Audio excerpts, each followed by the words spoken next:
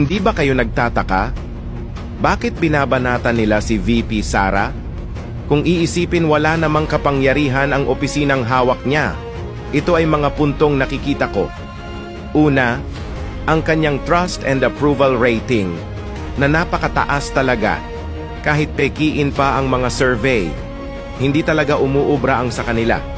Pangalawa, pinakamalakas na presidential bet sa 2028. Kita naman natin kahit saan si VP pumunta, nagkakagulo ang mga tao. Hindi gaya ng isa dyan, parang hindi nag-e-exist. Pangatlo, career booster ng mga abogado at mga politiko. Maraming mga abogado ang sumasawsaw dahil yan ang nakikita nilang paraan para sumikat, as if naman may kasong na ipanalo. Sa mga politiko naman, para ganon din gustong sumikat dahil nga walang mga achievement. Impeachment na lang ang pag-uusapan. Para kunyari may ginagawa para sa bansa, na ang totoo lang naman para pagtakpan ang mga kapalpakan nila. Ang pinakamalupit, para pagtakpan ang nakawan na ginawa nila.